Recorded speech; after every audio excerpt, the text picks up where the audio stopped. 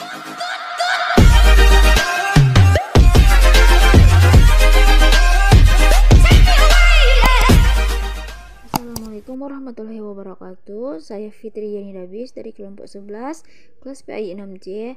Tujuan saya membuat video ini adalah untuk memenuhi UAS evaluasi pendidikan. Baiklah, dalam pembahasan kali ini kami akan membahas pengertian portofolio, jenis-jenis portofolio, dan tahapan-tahapan portofolio. Pengertian portofolio. Portofolio adalah kumpulan dokumen yang berasal dari pribadi, kelompok, organisasi, lembaga, perusahaan, dan sejenisnya. Secara umum, pengertian sederhana dari apa itu portofolio adalah kumpulan dokumen dari seseorang, kelompok, lembaga, organisasi, perusahaan, dan sejenisnya. Jenis-jenis portofolio yang pertama adalah portofolio saham. Hampir sama dengan portofolio pada umumnya, portofolio saham adalah kumpulan nilai material yang dimiliki oleh perusahaan. Namun perbedaannya terletak pada isi portofolio tersebut.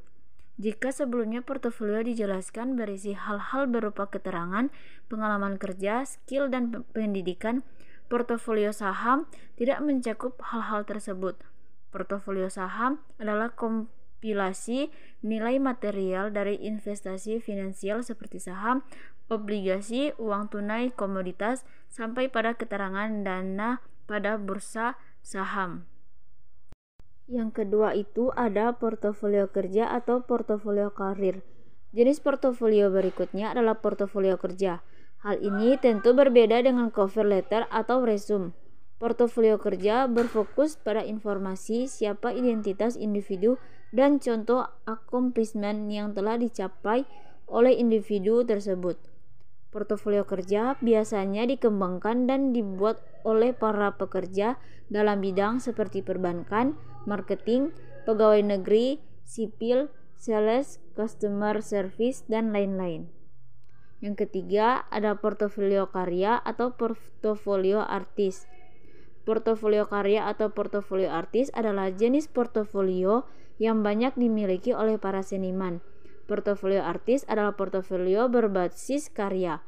Kata artis dalam hal ini menunjuk pada seniman budaya, seniman rupa, sampai seniman teknologi modern. Tujuan utama dari portofolio artis adalah menunjukkan hasil karya mereka demi meningkatkan nilai kreativitas, profesionalitas, dan kredibilitas mereka sebagai seniman. Jika pada sebelumnya portofolio karir hanya berisi deskripsi, accomplishment, kerja, ataupun pengalaman kerja, portofolio artis bisa memiliki deskripsi konten lebih kompleks daripada itu. Dalam portofolio artis, sang seniman bisa menceritakan segala hal menarik di balik karya yang ia buat, nilai dari karya tersebut, sampai penghargaan apa saja yang mereka terima dari karya tersebut. Selanjutnya ada tahapan-tahapan portofolio. Yang pertama itu adalah langkah persiapan. Langkah persiapan itu mencakup beberapa hal yang harus dilakukan guru, di antaranya yang pertama, menetapkan tujuan pembelajaran yang akan dijadikan dasar pembuatan portofolio. Yang kedua, memberikan informasi kepada siswa tentang proses penilaian portofolio ini. Proses apa yang harus dilakukan siswa untuk mempersiapkan portofolio ini? Bila perlu, guru memberikan contoh kepada siswa bentuk-bentuk portofolio. Yang ketiga, menyebutkan kepada siswa indikator apa saja yang dijadikan portofolio. Dan yang keempat, memberitahu siswa bagaimana cara menyusun hasil belajar dalam sebuah portofolio. Selanjutnya itu ada langkah pelaksanaan.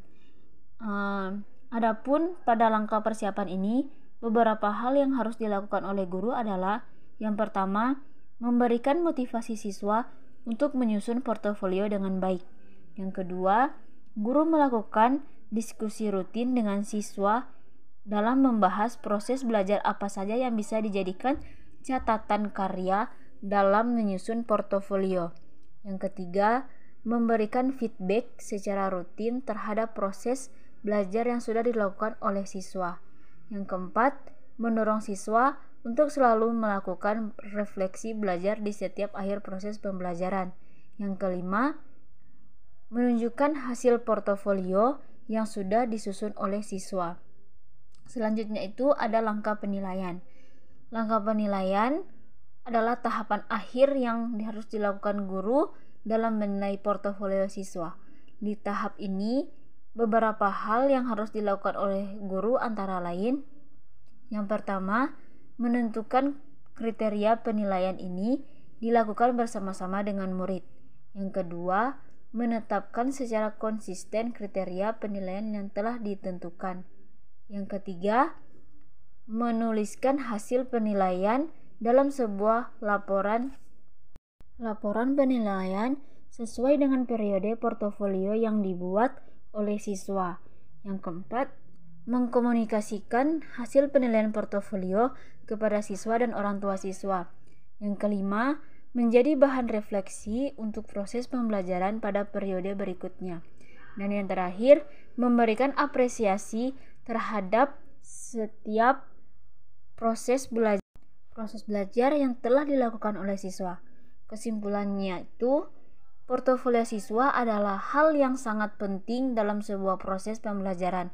Portofolio ini hendaknya disusun secara berkala agar bisa mengetahui setiap tahap perkembangan siswa dalam proses pembelajaran.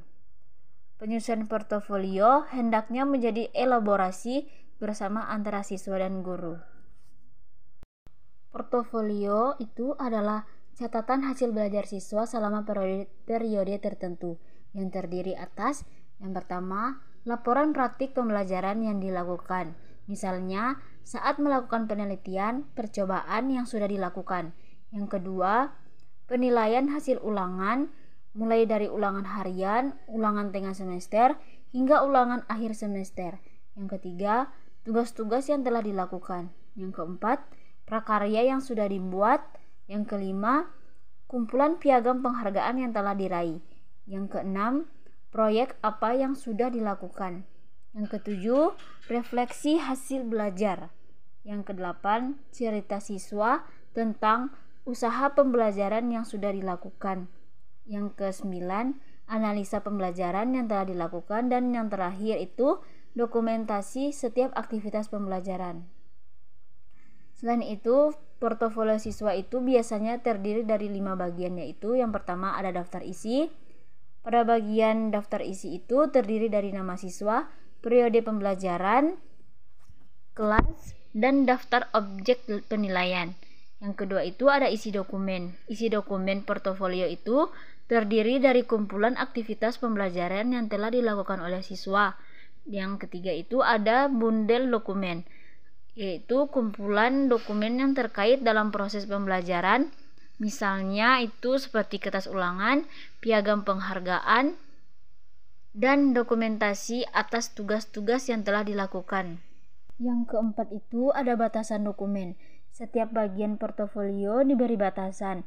Ini untuk memudahkan kategori penilaian yang sudah dilakukan. Misalnya berdasarkan periode atau jenis mata pelajaran.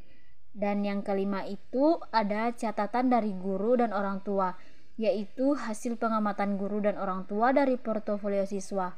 Catatan ini terdiri atas pembelajaran yang sudah dilakukan oleh siswa.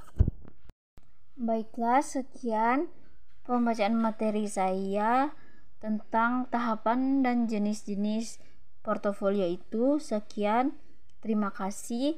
Wassalamualaikum warahmatullahi wabarakatuh.